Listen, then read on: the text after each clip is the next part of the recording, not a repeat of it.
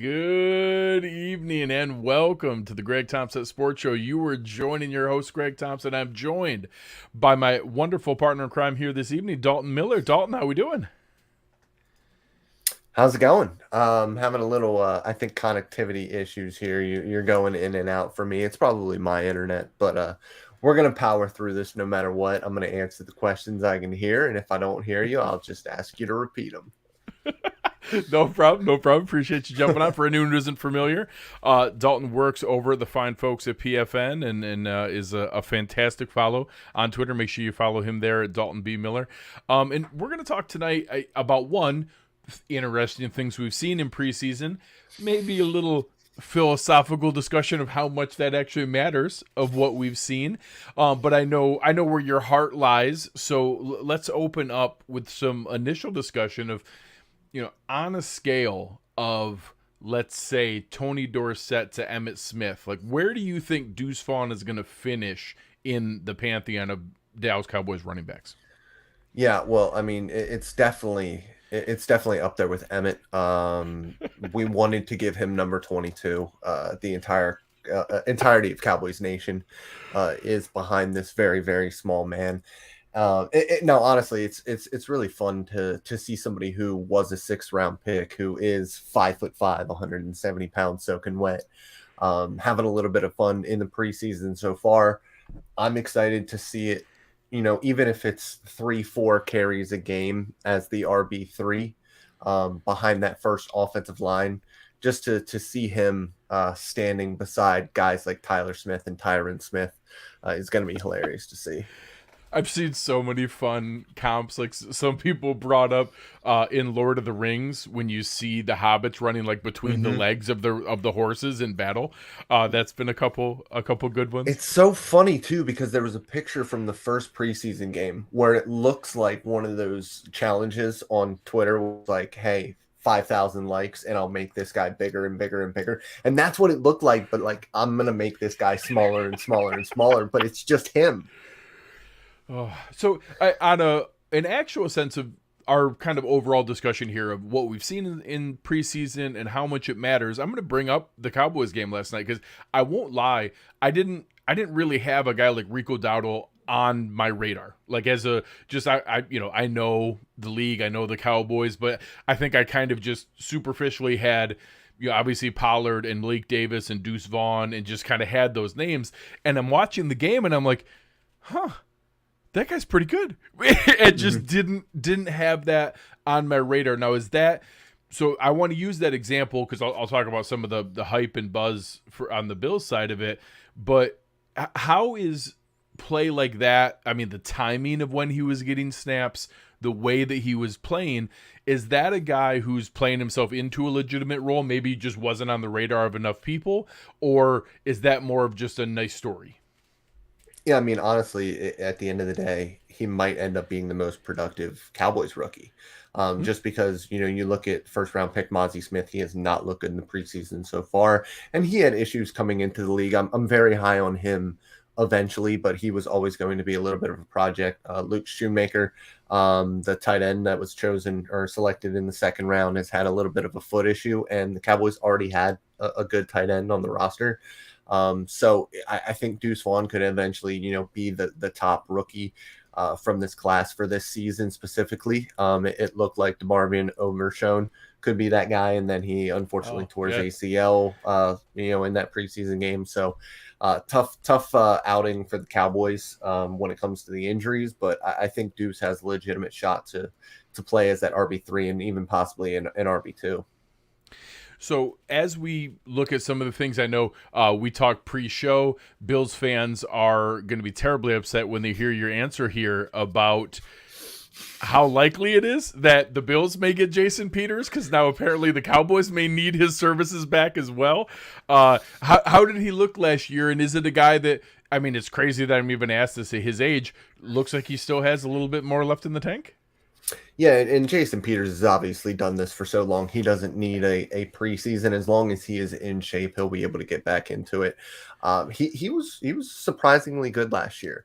But I think, more than anything else, just his mentorship and not just his leadership, but his willingness and his want to be a mentor to young guys. He was very, very big in Tyler Smith's development as a rookie. And, there might be a struggling Buffalo Bills offensive tackle or offensive guard struggling a little bit that could use a little bit of a mentorship from somebody who was a freak athlete, kind of like, a potential right tackle for the Buffalo Bills is. It's honestly, it's exactly where my mind went when that story came out that he was willing. It was like, God, how could there be a better example of a guy who was kind of a project, an athletic transition? Obviously, it didn't end on the terms that we were looking for in Buffalo, but that was a completely different regime, literally different owner, besides the fact of not even different GM, head coach, everything different since then. But having just a guy to be in his ear of some of those different pieces, and God forbid we actually need him to play. We'll see where that goes. But yeah, honestly, I hope that they're making phone calls and getting into whatever kind of bidding war Jason Peters would get nowadays. We'll see where that goes. So let's go around a little bit on some of the other pieces around the league. And again, it's hard to take things there. We usually look at, whether it's some snap counts or different things.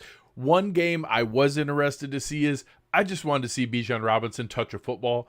It was just so much fun to be able to go in and of course, I think it was like 4 touches. But to see that first run and him juke 2 or 3 guys, where were you coming into the season? And then now seeing him in real life against NFL teams, seeing a talent like that go, what did you take away from our first look at him in the NFL? Yeah, so one of my bold takes, one of my, I guess it was bold prediction is how I worded it, because hot take is a little bit too first takey. But one of them was that I think Bijan Robinson could end up being the offensive player of the year as a rookie. If he gets the touches, if that offensive line performs the way that it did last season, I could see him having that type of production that could lend himself to being the offensive player of the year, because he's not just a guy who can go out there and run for 1,200 yards, but he's also a guy out of the backfield who's very comfortable catching passes and is fantastic with the ball in his hands. Obviously, first running back drafted. He's an unbelievable athlete. And yeah, it's 4 touches. The first one was obviously incredibly impressive. And I think that he has the kind of frame, the kind of ability to be a bell cow type of guy. It's just going to be tough to really know, because Tyler Algier is a fantastic running back as well, and has obviously produced as a rookie last year. So it'll be fun to see how that plays out, but I think that he could be incredibly impressive as a rookie. And I'll even say, just while I was going through, and it's hard. I'm not watching every single snap all the way through all the games. I'm kind of looking for specific guys I want to get just some eyes on. Drake London flashed in the bit I was watching there, seeing that physicality on display, and that's a little bit exciting. I don't know that I'm what I would call a Desmond Ridder supporter or believer, but hey, maybe if they have this much talent around him, maybe he'll be able to actually make something work here.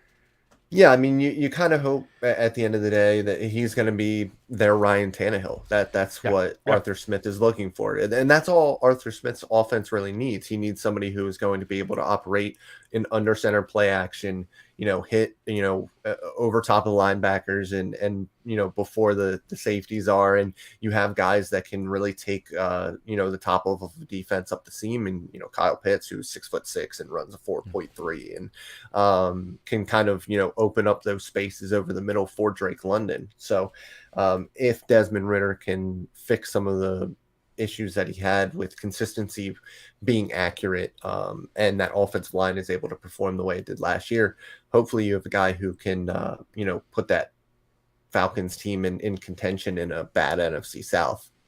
Yeah, I mean, obviously, I think everything's on the table in most of the NFC. I mean, besides maybe the NFC East, I think you actually have, a big chunk of the talent in the NFC there. Half the other divisions, I have no clue who's going to be able to take it, but the NFC South by far is the most open, so it'll be interesting to see where that goes. Speaking of other teams in the NFC South is one of the rookies here. Obviously this weekend, last weekend, Bills fans got to see a bit of Anthony Richardson. It was very early. You could tell they were kind of throttling because he had multiple read options where it certainly looked like he could have kept it, in my opinion. And one pass that got away from him, it did look like an ugly interception, but it was nothing. It was just kind of a rookie being hurried and not something that I think is there. You also saw his, bazooka of an arm a couple times put into play. I don't know what I expect from Bryce Young and CJ Stroud. I think you've seen, some of the early processing things at the speed of the NFL, and I don't have any alarm bells, but I don't know that I've also had any, wow plays per se. So as I've gone through there, let's talk through, a little bit. I know you do a ton of work on the draft. Where did you feel on those three coming in? And then has anything gone above or below what you expected with, again, such a limited scope of what we've seen so far? Yeah, so I think when we're looking at consensus, I was probably a little bit lower on Bryce Young, a little bit higher on CJ Stroud, and very high on Anthony Richardson. And with Richardson, I always knew that it was going to take time. He's somebody who was a one-year starter at Florida. One-year starters don't normally do very well at the NFL level. You need to not just have the experience, but have the grace to make those mistakes early on. And I think in Shane Steichen's offense, he's somebody who is going to be able to bring out the best in what Anthony Richardson can bring you right now, which is that read option, run game, and the vertical passing attack. We saw it the pass to Alec Pierce that he couldn't catch in that first preseason game. He's got a fantastic arm, has great touchdown field. He is going to need to figure out his process at the NFL level. It's something that we saw flashes with when he was at Florida. And that's the impressive part, is being so young as a passer and still having those flashes is impressive. You just need to have that consistently to win at the NFL level. So I was high on Pierce him. throw was a dime. That was a gorgeous throw. And it was, I don't even think it actually got knocked away. I think it was just Pierce who couldn't quite haul it in, but a gorgeous throw. Yep. And then, with CJ Stroud, very ugly first outing. Second outing was much better. He looked way more comfortable in that second one. Even made a couple of plays off script, which was kind of his big knock coming out of Ohio State. And then Bryce Young, man, that offensive line is kind of struggling with him right now. And that's tough because he's a guy who likes taking hits, and at his size, and with the amount of hits that he takes, you do have to wonder how long he's going to be able to hold up. Yeah, I heard a couple people talking about it. It's never good when one of the graphics people are using is got knocked down 5 times, got up 5 times. Like, the fact that that's a thing you needed to track is maybe a little concerning. That was something they felt compelled to share, that, hey, he got up every single time. Good for him. Yeah. And Icky, getting, listen, Kayvon Thibodeau, we all kind of thought he was going to be a stud coming out of Oregon, but he thoroughly dismantled Icky on that left side. And that's not something you want to see with a rookie quarterback.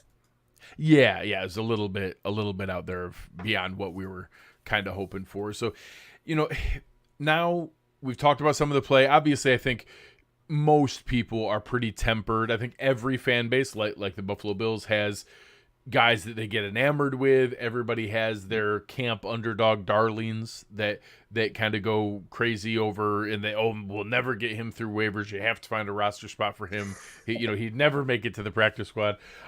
This year for the Buffalo Bills, that's been Andy Isabella. That has been the camp darling. And I will say, I was kind of tempering expectations pretty significantly, and then the team gave him his own press conference after one of the practices. I was like, all right, that's a little odd, but okay. Then put him back as first team kick returner, put him as a gunner on punt coverage. So it was, those are the kind of things where, again, that doesn't mean the A to B correlation some people are going to see, but it would be naive of me to look at that and say, all right, they're trying to find what can this guy do. They're trying to see, is there a path for him to the roster? Is that talk to the fans a little bit here about how you approach evaluating preseason, what value can you take from it, and what are the things you actually do look to see, okay, this is something that tells me something, and this don't get too worried about. Well, I think putting him on special teams and trying to find a niche for him is kind of where you have to go with Andy Isabella at this point. I think when we saw him, he obviously produced like crazy in college. And he's got what, 4.29 speed or something Crazy. insane like that. He's incredibly fast. And you want to get those guys on the field if you can. Offensively, you kind of have to have a role for them. If he's somebody who can come in and kind of be that deep decoy. And a deep decoy in Buffalo is a little bit different than a deep decoy in Miami, because Sure. Josh Allen can literally throw the ball over them mountains. So, he's somebody who can make a big play if you need to. I think the problem with Andy is he was in an offense in Arizona that didn't really fit into his skill set. I think that he's a guy who would probably need to be in the slot with option routes, be able to use his quickness, like a Cole Beasley type. I think the problem with that is he never really figured out how to consistently be that separator that Cole Beasley had figured out to be. So I think, trying to use him as a gunner, trying to use him as a kick returner where he can maximize, the value that he has with that speed, I think is a good way to try to use him to try to, squeeze the most you can out of him. Yeah, that exact scenario was the one play Eric did a nice breakdown on. We saw him in the slot. They get him isolated against a linebacker, nice jerk route where he can use his speed, pull away from the linebacker, got a nice chunk of yak afterwards. And that's what it is. Like, if you can scheme him into a situation like that, he is a really crazy good athlete. We haven't seen the nuance in the route running. We haven't seen the consistency. So everyone wanting to tell me that, oh no, he's Cole Beasley, but faster. It broke my brain a little bit. And I may have said some unkind things. But the idea, I get the excitement. I get where that goes. The other direction, where instead of the insanely positive side of things that we get to, you also have some of the panic. So obviously, you shared a play on your feed that I think cost me at least a couple months off my life, watching Josh Allen run around in preseason. It makes me a little crazy. There was a couple things that we noticed that they were calling a lot more 5 and 7 deep drops than what we 5 and 7 deep drops than what we normally do, and I want to tell myself that they were purposely testing some things, putting some people in difficult situations to get the evaluation on it, and that, hey, they may not put those people in those situations in a regular season game. We didn't see Dawson Knox in there. We know how much 12 personnel we're going to have. We know the potential benefit of bolting a good blocking tight end onto a struggling tackle, what that can be for the spacing and to be a buoy. How would you approach things like that where I think there is concern? Is there a chance it's maybe not quite as rough as what it looked in that setting? I think we need to understand in these preseason games, these teams, unless you're the Baltimore Ravens, aren't really trying to win these games. They're trying to figure out, test the waters, see what's working, see what isn't working, trying to get guys in specific situations to try to get them the ball, see how they'll produce. So it's not really about the wins or the losses or even necessarily how you're moving the ball. Now, I think sometimes that's a little bit different because if you have a complete first team offense going against a complete first team defense, and you're looking to move the ball down the field, that's a little bit different. But getting new guys into the rotation, figuring out how they're working in live action, I think is kind of more important than what happens, the product of the individual drive. I think when it comes to Allen, man, he's terrifying. He just doesn't have an off switch. It's what makes him special, and it's what might end up shortening his career. And he understands that.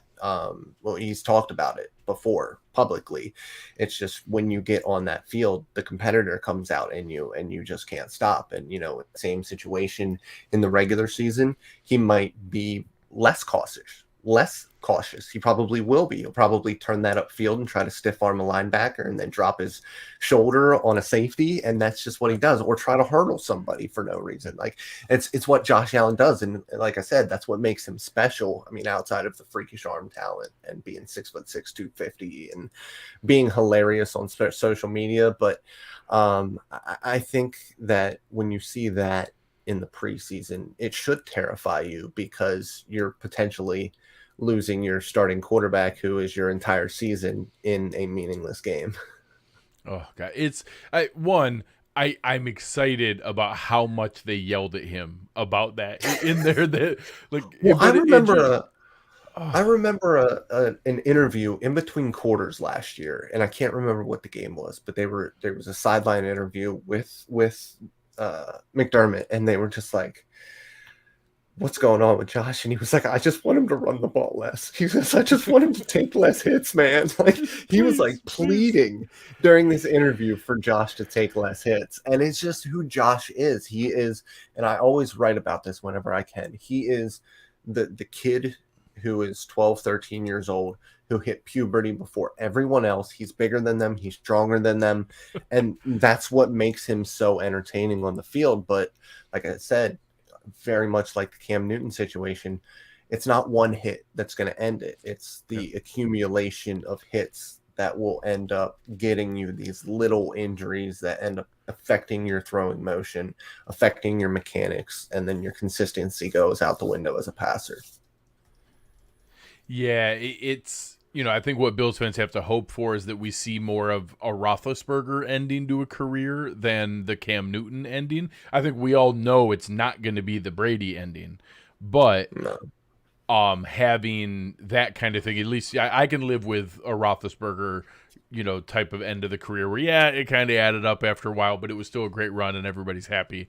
I don't want to see, and I do think that there's a difference in the literal battering ram fullback mentality of how Cam Newton was used, even though there are times where it does give me a little bit of heartache in watching Josh. So that last thing here, just anything else that stood out to you that's been interesting to see around the league, or that's caught your eye, or that you're going to be watching more closely as we get ready for the end of the season here, or the end of the preseason? Man, for me, and this is a lot for me because I hate special teams, or I hate kicking, but I'm looking at the kicking just kind of around the league.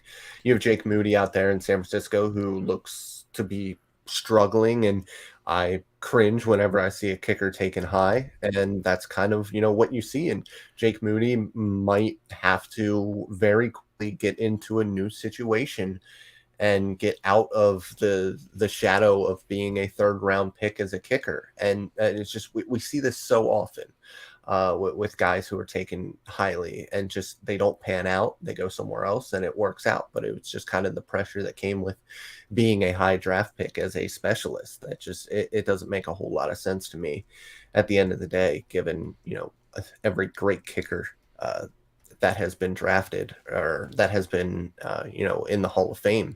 Most of them are undrafted. Most of those guys were not highly, sought after in the draft. So I'm looking at kicking. It's a thing that wins and loses you games, playoff games, as and Buffalo Bills fans know. And sadly. Yeah. And, it's even, the Cowboys have their own. They don't have a great kicker right now, and they have to look over at, maybe the Chargers and look at the Dustin Hopkins and Cameron Dicker competition to see, who might be their guy.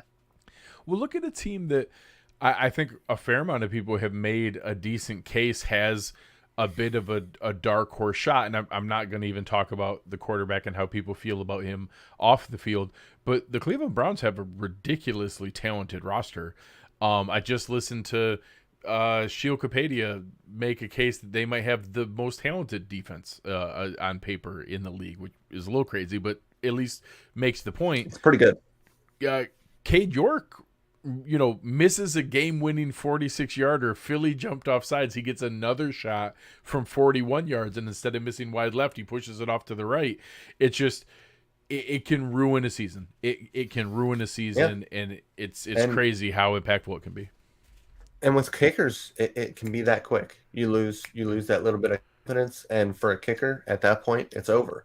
Um, that is another thing I am watching is in Cleveland, the Yeah. Deshaun Watson everything, Everything. because we're hearing Can it's he not be as great. bad? Can he be as bad as what he looked at the end of the season last year? I Oh, I completely don't think he can uh, be that bad, but I I allowed myself to dismiss it because I watched this guy be a top 5 quarterback. I know he was away from the game for almost 2 whole years. So okay, maybe he's rusty, but it can't be that bad, can it? And now, depending on who you're listening to or what you're hearing, that preseason game looked awful bad. I I don't know. Can it really be that bad?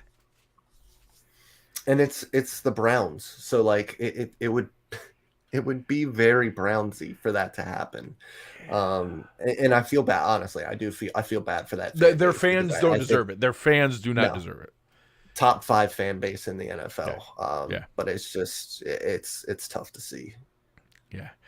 All right, man. Appreciate your time tonight. You're very gracious with us. Make sure you guys again are following Dalton on Twitter at Dalton B Miller. All of his work over at PFN. You can follow them at PFN 365. Why don't you let the folks know any recent work you had out or anything you have coming up? I'm gonna have power rankings before the NFL season comes out, and that's Nice. something I do that gets me yelled at by everybody. But I think Bills fans will Can't be believe how pretty much happy you with hate me about everyone. Yeah, you hate everyone. That's the issue. All right, man. Appreciate it very much, Dalton. Appreciate your time. Make sure you guys are checking him out, and we'll let Dalton get on with his evening here. Thanks for having me. Thank you very much, man. All right. So one last section. I'm going to answer a couple questions. So anybody who has some questions here in the chat, go ahead and shoot them to me as I get some things ready to be able to show you a couple good things we have going on over at Underdog. We're really excited about the partnership that Cover One has built with Underdog here, and especially what you're able to put together with their higher and lower contests, doing the pick'ems. You can go through here, and I'm excited to be able to go through and kind of pick out some of the different pieces that I feel good about going into the season, things that we're going to be able to talk about in matchups as the games happen, and where, we're kind of excited to be able to go through and look at all the different pieces that are going to come up. So as we get ready for those initial first time games going into the season, we're going to be able to put together matchups for everything that they can do. You can use promo code Cover1 to be able to go in. They'll match your first deposit up to $100. You'll be able to listen to us break down what we expect going into the game. If we think we have an injury on one side or they're short a guy on this area, we can say, hey, this is why you're going to lean into James Cook a little bit more. Here's why we think, they might devote a ton of coverage to Stephon Diggs. This could be a big Dalton Kincaid or big Stephon Diggs game. You can build a lineup where you can do either a week-to-week fantasy league where you can draft it, or you can go in and do a best ball where you can draft a team for the entire season and not have to manage it. They'll put the best guys in there for you.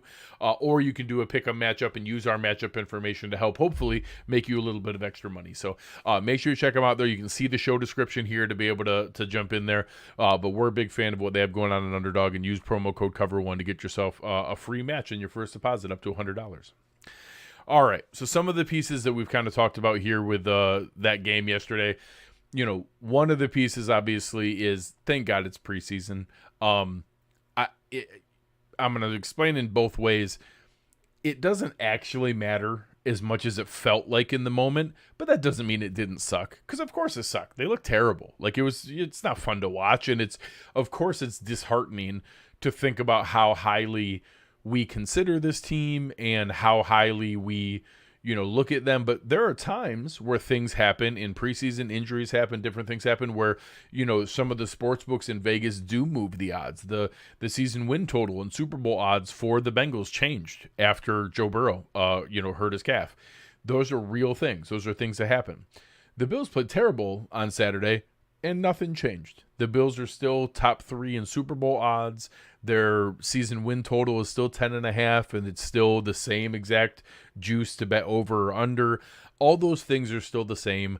I think that there's some legitimate, concern on things that we already knew. I didn't think going into camp that we had a starting caliber middle linebacker on the roster, and it's pretty much proven that we don't. Now, we're still going to start someone. Someone's going to play. We don't know who it is, but someone's going to play. We're going to be able to have somebody out there. Right now, I think it's going to be AJ Klein holding it down until Terrell Bernard's healthy. I think Terrell Bernard I had as the betting favorite to win the middle linebacker job coming into camp, and I think everybody else's play has only made that more likely. Now, he has to be healthy. The best ability is availability.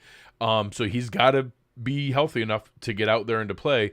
But if he does, I think he's going to be the starter, and I think he's going to be out there. I do think Terrell Dodson playing in the fourth quarter of that preseason game was a concern and something that I think we have to read into a little bit. At right tackle, I still want to tell myself there's a chance we're going to see more from Spencer Brown. It was a concern coming into the year. We were hopeful that this first healthy offseason, being able to work with Aaron Kromer, would show more. And we saw a lot of the same inconsistency, a lot of the same poor pad level. A guy that high has to be able to get his hips down and get his pads down to be able to make good, consistent contact. I didn't see a ton of that. I will say, I think that he looked good in run blocking. I think that he had some good pass blocking reps, but a couple really ugly ones. But I also think they were calling some plays they don't normally call. I think we're going to see a bit more in the 12 personnel, and I do think Dawson Knox is going to play an awful lot right next to Spencer Brown to help support him and be able to just have an extra chip, an extra hand, an extra body there to be able to go through and give him a little bit of support, and maybe it'll be functional. But right now, I don't know that there's going to be a linebacker or a tackle out there on the trade market, or certainly not a street free agent that I think is ready to step in and play. I do think that a Justin Pugh or a obviously a Jason Peters would be good depth and might be an upgrade over a David Quessenberry, or more than what Ryan Vandemark or Richard Garage is ready to do yet. Maybe those guys can develop into something down the line, but I don't expect either of them to be ready to play, and I don't expect anybody we bring in to take Spencer Brown's job. I think it would need to be an in-season failure to see that, not a preemptive move. Now, it's possible they could make some big splashy trade beforehand. I don't expect that. And I know I talked a little bit before. Kelvin Beachum is a guy that I'm going to keep an eye on. He's a veteran in Arizona that they drafted Paris Johnson in the first round, a top 10 pick, who pushes Kelvin Beachum to the bench. He's 34. But he's played well. He has a cheap contract. He's a guy, he would be my number one target. If they were to go out, he would be an upgrade over David Quessenberry. You can make a good argument he played better than Spencer Brown last year. I don't know that it's a guarantee that he will continue to play better than him going forward, but it's within question. So I'm going to look through here, a couple questions in the chat. Zach of all trades here saying, how do you feel about Aiden O'Connell making it hard for Brian Hoyer at QB2? I think that the QB2 market is probably more fun for us to talk about than it actually matters. A piece of me wonders, we've heard some rumblings that Matt Barkley may have gotten dinged up here in the preseason game. I don't know exactly how severe the injury is, but it looked awful similar to Josh Allen's injury when he hurt his PCL, or his UCL. So we'll see how that turns out. I guess Carson Wentz is interesting. I guess I don't know. A guy like Aiden O'Connell, I think, has some potential, and if one of those guys got pushed off the Raiders roster to be the backup to, to Jimmy Garoppolo, I guess that has some interest. It's just but I don't know that either of them are going to matter, just like I don't know that Kyle Allen's really going to matter. If Josh Allen gets hurt, the season is done. If it's a short period of time, a backup quarterback like that, we're going to be able to beat the Commanders, we're going to be able to beat the Raiders, we're going to be able to probably beat the Giants with the talent on the roster.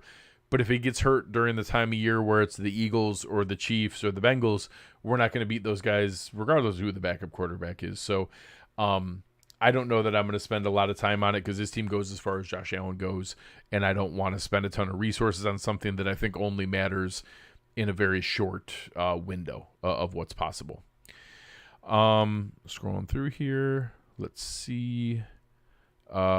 Sarah's giving me a hard time about the USFL injury, maybe a UFC injury. I think it is supposed to be a UCL injury that Matt Barkley has. That for sure was what Josh Allen hurt.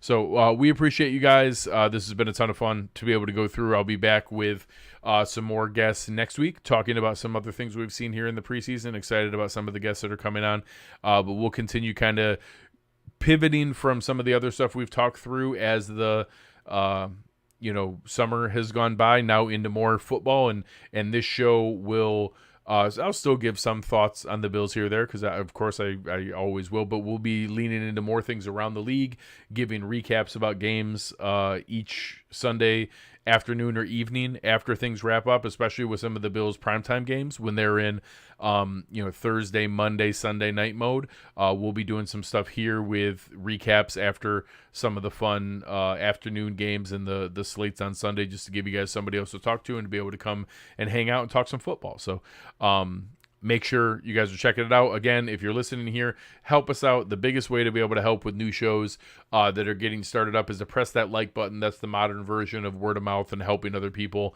know that they should check out the show and be able to give you a like or rating or review. Goes a long ways. But the simplest thing is, if you're here, if you enjoyed what you talked to tonight with me having Dalton on, and I'm going to have other guests continuing in the world of football here, come and press that like button. It goes a long ways to be able to tell people more about what we're doing here and that you want to check it out. So appreciate everybody in the chat. You were fantastic for everybody here, and I appreciate everything that you guys have been looking at. And here Zach asking about those guys. I absolutely think they should go with O'Connell. They should not keep Hoyer. I wouldn't be ready to hand the keys to him. I think he's ready to be a quarterback coach, not an actual quarterback. They should absolutely go with Aiden O'Connell. But I appreciate you guys very, very much for everything here. Make sure you guys are checking out Dalton. But on behalf of Dalton and the guys over there and all of our folks here at Cover One, you have been listening to the Greg Tompsett Sports Show, and we are out.